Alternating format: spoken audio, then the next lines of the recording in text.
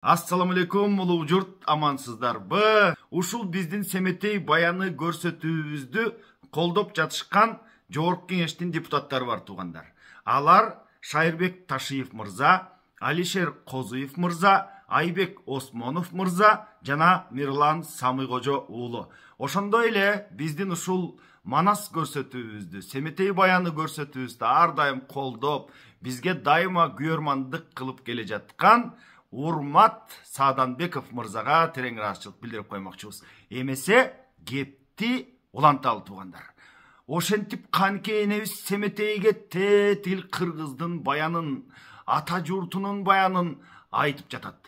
Анан көпчүлүгүңүздөр өтүнүп сурап жатасыздар. Бакай атабыздын баянын дагы кененирээк айтып бериңизчи, дагы кененирээк окуп бериңизчи деп, мен өткөндө сиздерге Бакай атабыздын жайын мына ушул көк китептен окуп берген. Бул баягы Союздун учурунда чыккан, ичинде Герцендин сүрөтү бар 1958 жылы чыккан китеп болчу туугандар. Бүгүн болсо Бакай атабыздын баянын мен сиздерге Саякбай Каралаев атабыздын өзүнөн жаздырылып алынган Манас китебинен окуп бермекчимин. Эмесе көңүл буруңуздар.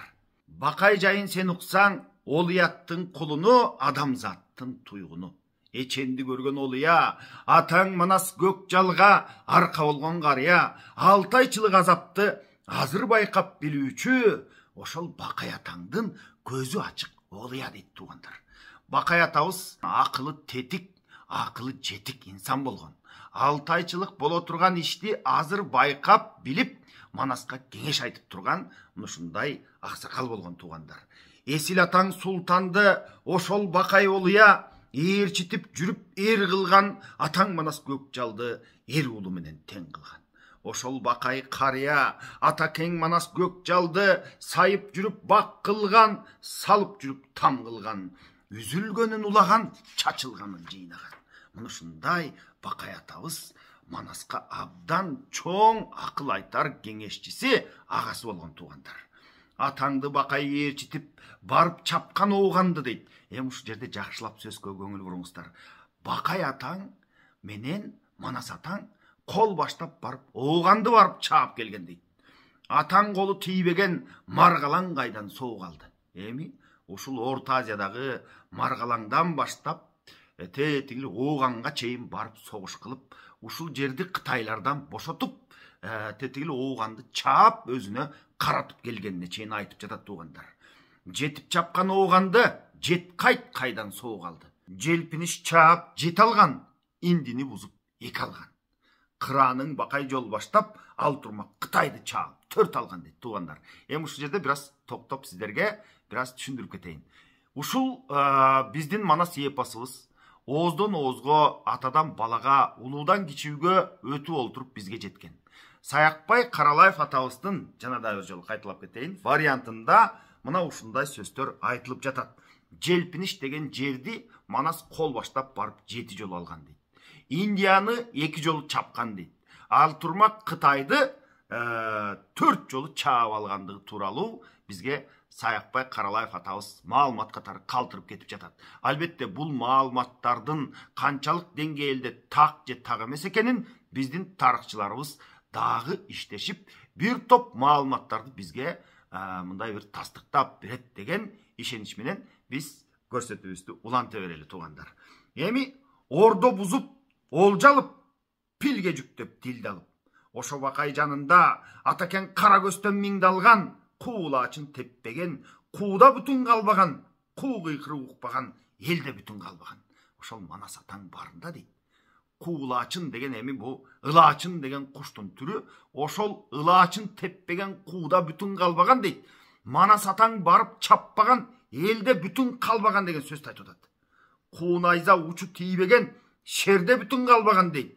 Баа согушуп, куунайзанын учу тийбеген, баягындай анча-мынча баатырлар да калган эмес. Бул учурда дейт да.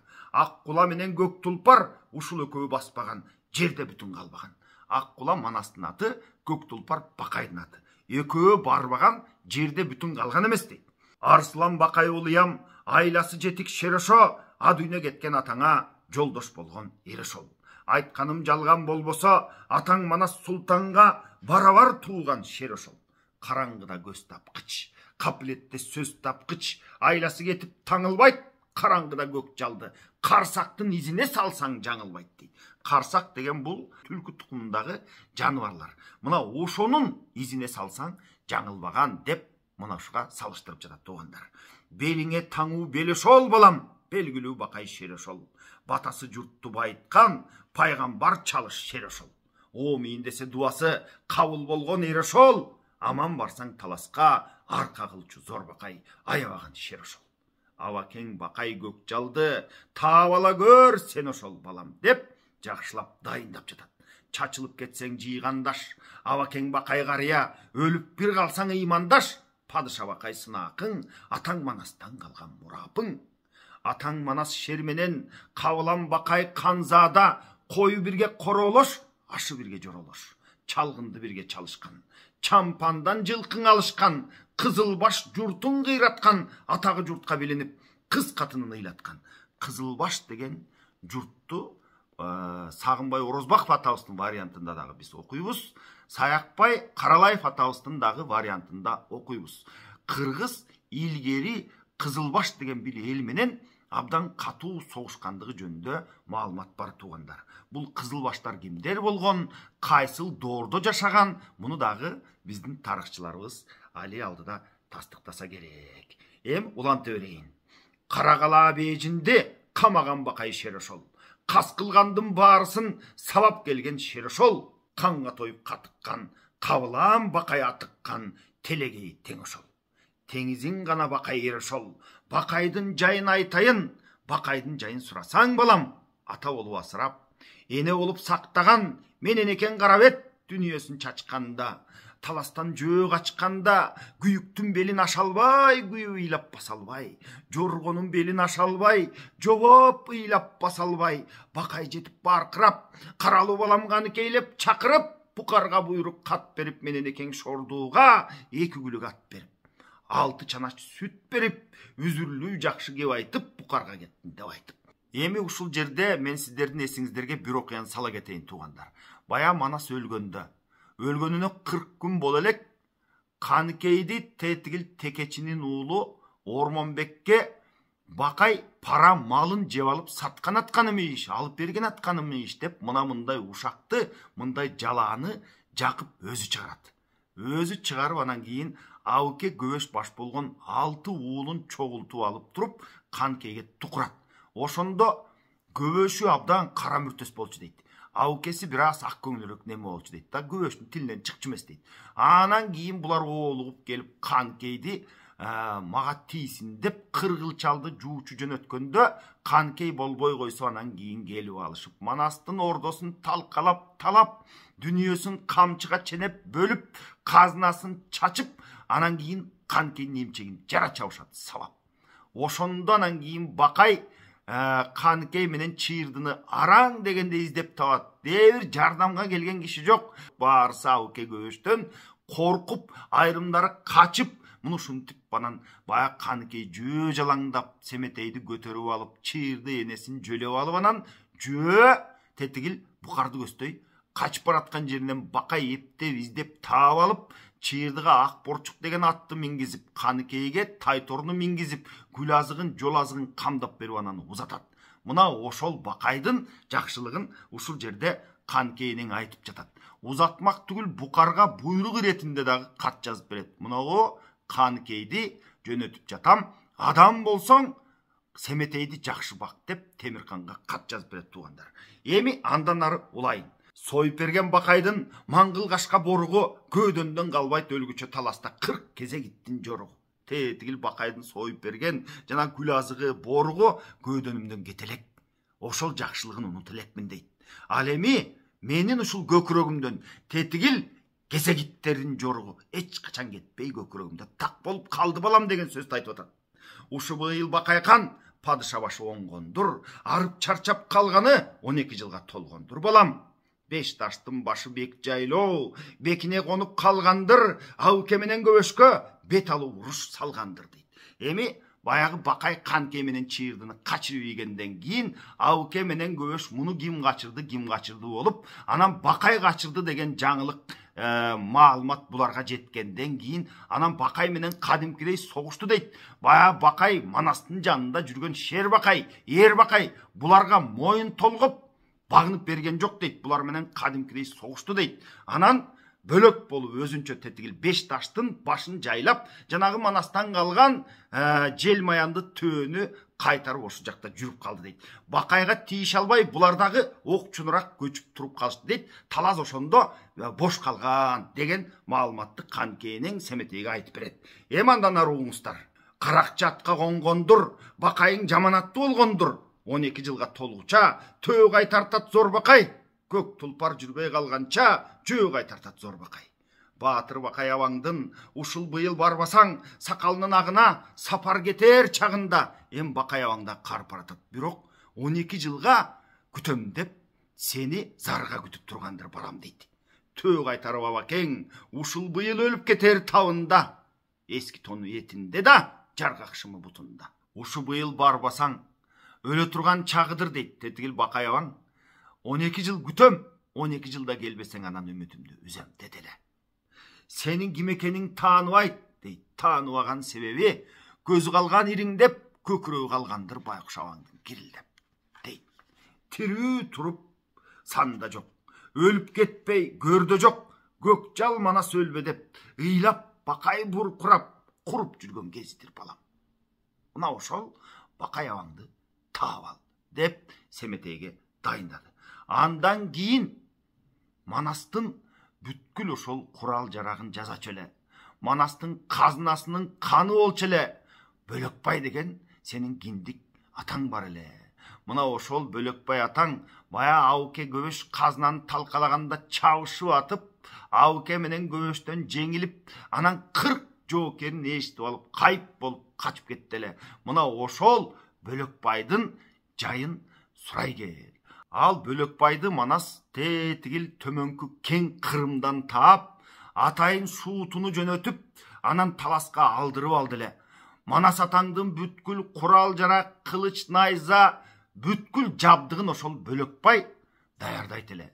Бул дөөтү менен дос эле дейт. Дөөтү менен дос эле дегени бул темир уста эле деген сөздү айтып атат.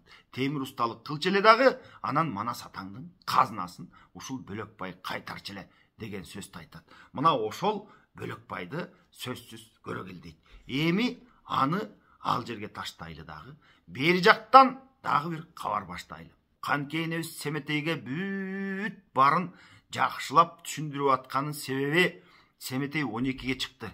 Эми Кыргызга келсе Манастын уулу келди. Манастын мураскери келди дейт. Ошондуктан Канкенебиз мураскерге бүткүл Кыргыздын жайын түшүндүрүп, Манастан калган жердин баарын, Манастын күмбөзү кайда, Манастын казынасын кайда бекиткен, кимдер менен баягы бирге болуш керек, кимдер менен жүрүш керек, мунун баарысын айтып түшүндүрүш керек да туугандар. Ошондуктан Канкенең сөзүн дагы улады. Тетигил дейт. Кең таластын боюнда Кара тоонун бооруна чогулушкан бии бар, чоң атаң Чочко кандын үйү бар дейт. Баягы Жакыптын үйү ошол жерде деген сөздү айтып атат. Бул жерге бара көрбө дейт. Булардын чалгырты турат көзүндө, кыңырты турат сөзүндө. Чоң атаң Чочко кан сени дейт. Күпчөккө салган бозосу бар, чапчакка салган бозосу бар, бозосуна кошкон чачама уусу да кошо бар. Тамак ашка кошуп сага уу берип өлтүрүп койбосун балам. Бул жака бара турган болсоң, сөзсүз Бакайды кошуп ал. Бакайдын артынан калба балам деген сөздү айтат. Андан кийин тетигил Алмамбеттен калган Бурулчанын жайын айтат.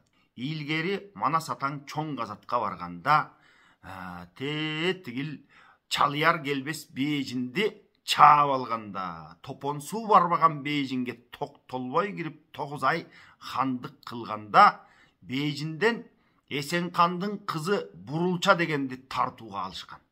Анан кийин Айжаңжуңдун кызы бир мыскалды тартуу беришкен. Мына ушул эки кызды Манас атаң тетигил Эсенкандын кызы Бурулчаны Алмамбетке алып берген дейт. Сагынбай Орозбаков атабыздын варианты боюнча Алмамбет Кытайдан бери көздөй баягы качып чыкканча ошол бурулча менен илгери сүйлөшүп болушуп мына ошол бурулчага үйлөнсөм деп жүргөн экен.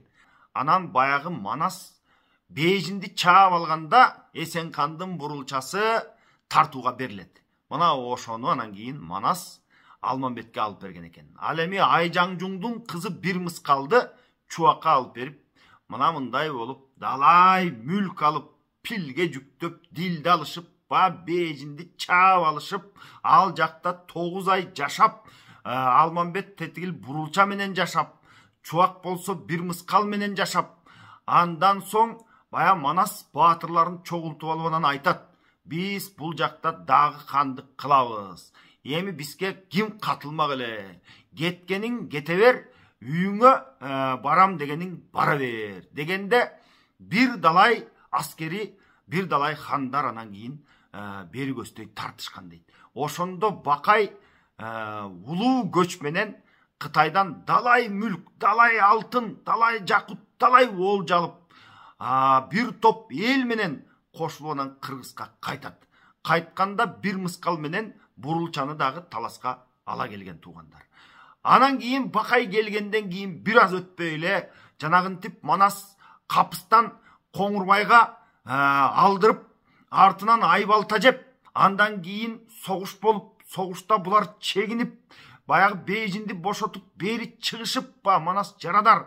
Андан кийин Манас кайра бир аз өзүнө келгенден кийин кайра каптап, тетигилерди жеңип баратканда Коңурбай Манастан 7 күнгө тыным сурап, ал Манас болсо анан кийин мейличи деп 7 күнгө буларга тыным берип коюп, Алмамбет Байкуш абдан өкүнүп чыркырап: "Эй, Манас, бул эмне кылганың?" деп.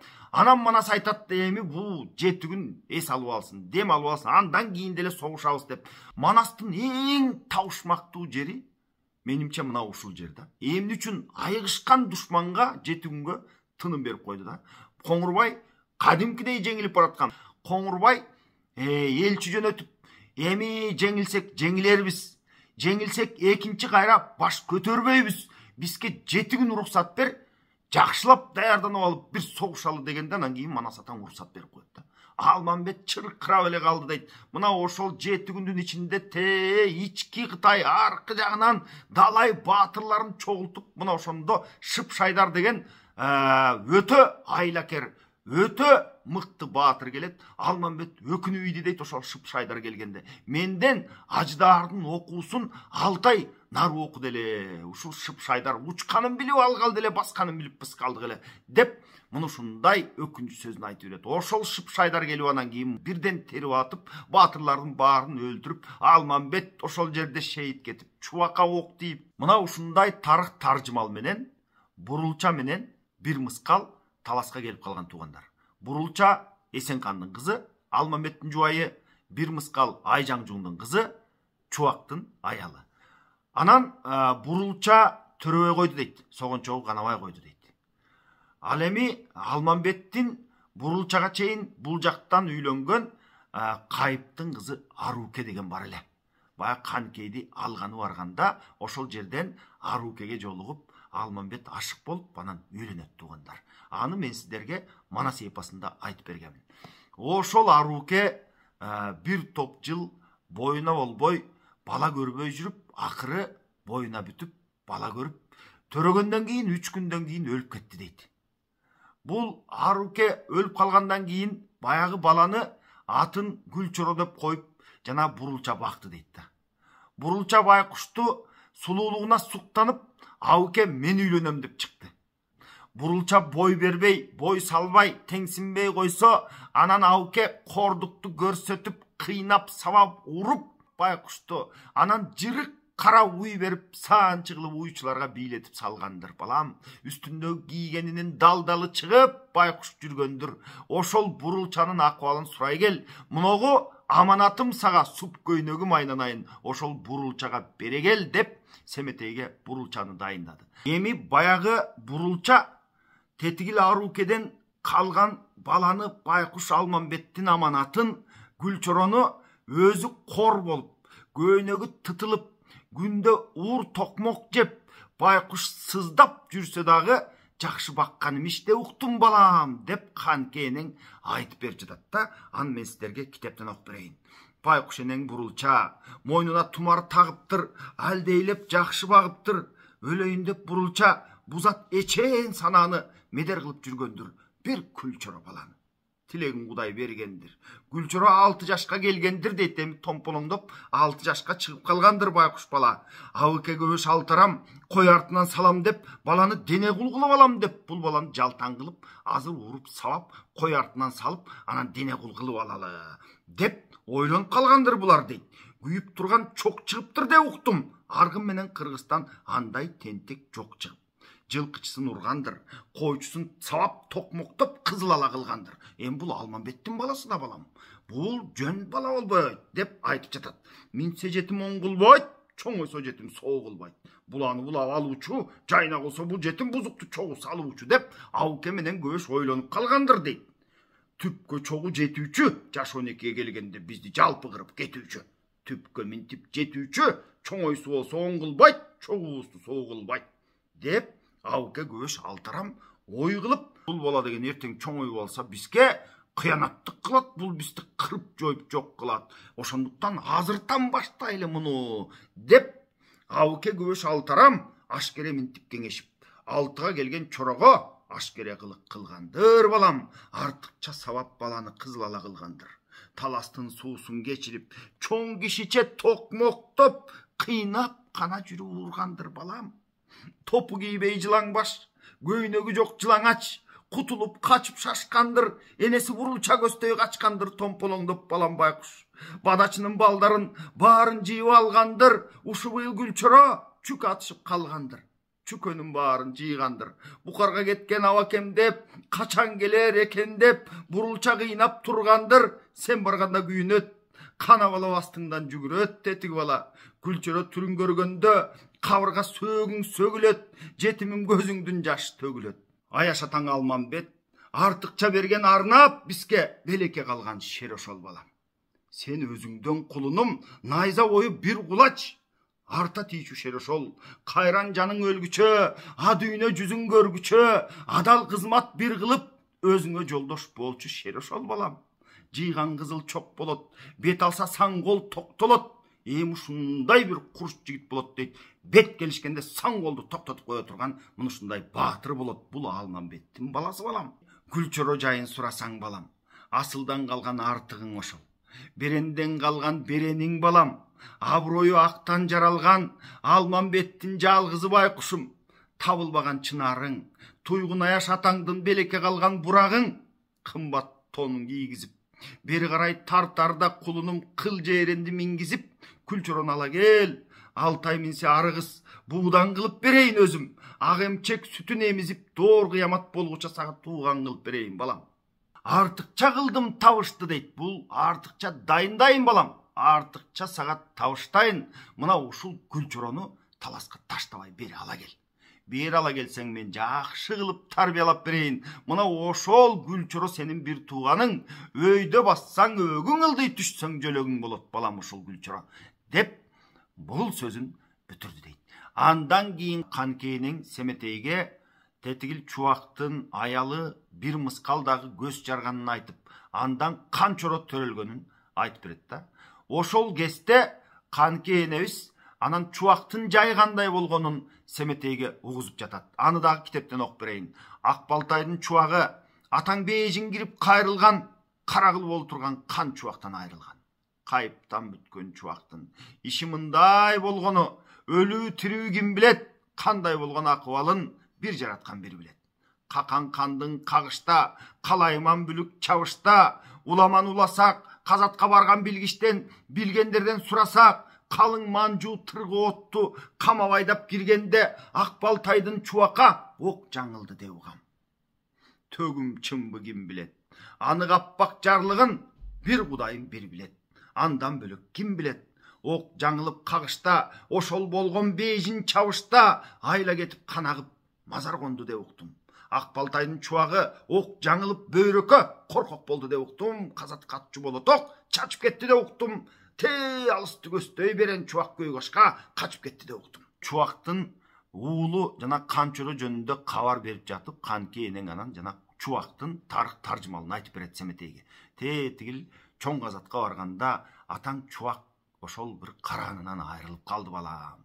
Айрым варианттарда эми Чубак ошол жерде өлгөн айтылат, бөйрөккө ок жеп. Ал эми Саякбай атабыздын вариантында Чубак бөйрөгүнө ок жегенден кийин жарадар байкуш баяк качып олтуруп тетиги Кашкарга кирип келди дейт. Кашкардын каны Малабек тосуп алып, аны айыктырганын ордуна кайра жаратына уушап ошол жерде өлтүрүп коюуга аракет кылганын айтат. Андан кийин Анжиянга келгенин айтат. Анжиянда дагы ошол Чубакты Анжияндын башчысы өлтүрүп койду. Мына ушундай сөздөрдү угам. Андан кийин тиги Анжиянда өлгөн жок, Чубак тетиги Коконго киргенде Кокондун беги Козубек ошол өлтүрүп койду деп угам. Анткени Анжияндын дагы тетиги Кашкардын дагы Кокондун дагы бектеринин Чубакта өчү бар эле. Мына ушулар тындым кылып койду деп угам балам деп анан ушундай маалыматты кабарды Семетейге айтып берет. Мына ошентип анан кийин жана Чубактын таржымалын айтып берген соң ошол Чубактын жанагы алган бир мыскал деген аялы Төрөп атын Канчоро деп койду деп уктум эле. Кандай бала болду экен? Ичинде аласы бар болду экен, же түзүк чыкты экен? Мен аны билбейт экенмин балам. Барып кабар ала кел деп Семетейге табыштайт туугандар. Эми эпостун калганын кийинкиде айтып бермекчимин. Ага чейин баарыңыздар менен коштошом. Аман болуңуздар. Урматтуу көрөрман, ушул сиз көрүп жаткан ар бир көрсөтүү биздин бабаларыбыз жөнүндө улуу баянды калкыбызга жайылтып, айрыкча кийинки муунга айтып жеткирип берсек деген биздин аракетибиз. Жаштарыбыз тегин таанып, нарктуу өссө деген тилек менен жасалып жаткан эмгек. Бул ишке сиз дагы салым кошуп, экрандагы М-банк номерибиз аркылуу бизге колдоо көрсөтсөңүз болот. Жалгыз аттан чаң чыкпайт дейт. Бизге сиздердин ар бир колдооңуздар чоң көмөк. Баарыңыздарга бабаларыбыздын руху ыраазы болсун жана баарыңыздарды Кудай жалгасын.